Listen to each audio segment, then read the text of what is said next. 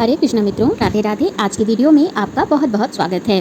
मित्रों, आज की वीडियो में हम जानेंगे कि श्रावण मास में पड़ने वाली कामिका एकादशी का व्रत कब किया जाएगा, एकादशी तिथि का आरंभ एवं उसका समापन कब हो रहा है। साथ ही हम यह भी जानेंगे कि इस एकादशी का पारण कब किया जाएगा, व्रत विधि, पूजा तिथि, इसका महत्व आदि सभी प्रश्नों का उत्तर आपको इस वीडियो में मिलेगी।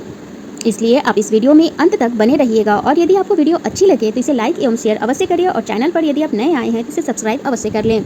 हिंदू धर्म में एकादशी व्रत का विशेष ही महत्व है। वर्ष में कुल 24 एकादशी व्रत आते हैं। ऐसे में प्रत्येक मास के कृष्ण एवं शुक्ल पक्ष में एक एक एकादशी पड़ती है। इन सभी एकादशियों का अपना अपना अलग महत्व एवं नाम रखा गया है।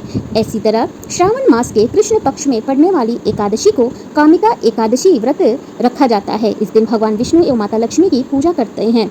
मान्यता है कि इस दिन व्रत रखने से अनजाने में किए गए सभी पापों से मुक्ति मिल जाती है और हर तरह के दुख, दर्द, समस्या आदि मनुष्य के जीवन से दूर हो जाते हैं। आइए भक्तों जानते हैं कि कामिका एकादशी कब है, इसकी तिथि क्या है, शुभ मुहूर्त, पारण का समय एवं इसका क्या महत्व है, यह हम जान लेते हैं।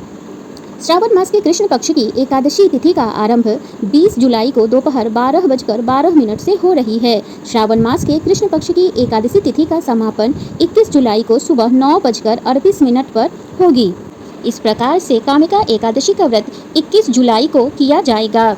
मित्रों, इस व्रत का पारण का समय है। कामिका एकादशी का पारण 22 जुलाई को किया जाएगा। इस दिन व्रत का पारण करने का समय है 22 जुलाई को सुबह 5:37 से लेकर सुबह 7:05 के बीच किया जाएगा। इस दौरान किसी भी समय आप इस व्रत का पारण कर सकते हैं। पारण की विधि है, सुबह स्नान करने के बाद साफ कपड़े अवश्य धारण करें। इसके बाद भगवान सूर्य को अर्घ्य दें।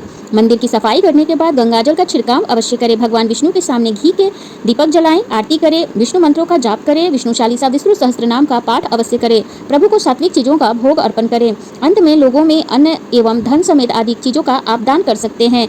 उसके बाद आप स्वयं प्रसाद ग्रहण करें। एकादशी के दिन पूजा का शुभ मुहूर्त रहेगा। ब्रह्म मुहूर्त में सुबह 4:14 से सुबह 4:55 तक। विजय मुहूर्त है दोपहर 2:44 से दोपहर 3:39 तक। गोधूली मुहूर्त है संध्या 7:17 से संध्या 7:38 तक। निशिता काल पूजा मुहूर्त है रात्रि 12:07 से रात्रि 12:48 तक।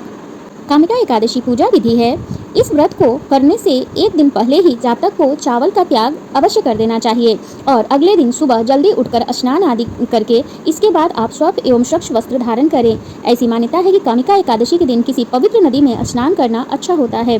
अगर ऐसा संभव न हो तो आप अपने स्नान के पानी में ही थोड़ा सा गंगाजल मिलाकर स्नान आदि कर लें। इसके बाद पूजा घर में पीले रंग का आसन बिछाएं, उस पर भगवान विष्णु की प्रतिमा या तस्वीर या मूर्ति आप स्थापित करें।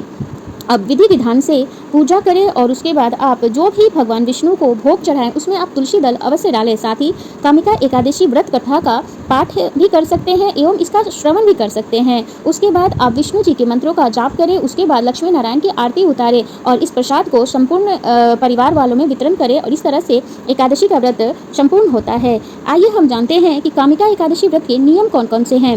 एकादशी व्रत के एक दिन पहले से ही नियमों का जरूरी तरह से लागू करना चाहिए। इसमें हमें चावल का त्याग करना सबसे उत्तम होता है। दशमी तिथि से सात्विक भोजन करें, लहसुन प्याज का परित्याग करें एवं ब्रह्मचर्य जीवन का पालन करें।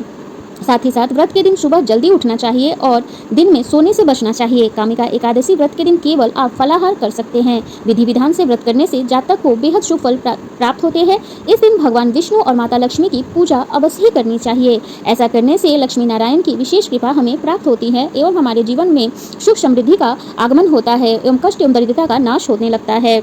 मित्रों, इस तरह से आप एकादशी व्रत नियम पूर्वक एवं विधि पूर्वक कर सकते हैं। इस दिन हमें तुलसी पूजन करना तो चाहिए, परंतु इस दिन हमें तुलसी के पौधे को स्पर्श नहीं करना चाहिए, तुलसी पत्र नहीं तोड़ना चाहिए। भगवान को भोग आदि लगाने के लिए आप एक दिन पूर्व ही तुलसी का पत्र तोड़कर या तुलसी मंजरी तोड़कर आप रख लें और अगले दिन एकादशी वाले दिन आप इन जो भी आप भगवान को या ठाकुर जी को भोग लगाएं उसमें आप तुलसी पत्र अवश्य डालें। एक तुलसी एवं एक बूंद गंगाजल नारायण को जरूर समर्पित करना चाहिए। इस तरह से हम यदि अपना एकादशी का व्रत करें तो हमें व्रत का संपूर्ण फल प्राप्त होता है। साथ ही साथ आप ध्यान रखें कि इस दिन आप जितना हो सके हरि चिंतन में रहे, हरि भजन में रहें, किसी के साथ निंदा ना करें, चोरी ना करें, चुगली आदि ना करें। इन सब कार्यों को करने से बचें। ऐसा करने से हमारा व्रत पूर्ण हो जाता है। मित्रों, आज के वीडियो में इतनी ही जानकारी थी। यदि आपको वीडियो अच्छी लगे तो इसे लाइक एवं शेयर करें और चैनल को अब तक सब्सक्राइब नहीं किए हैं तो इसे सब्सक्राइब अवश्य कर ले। धन्यवाद।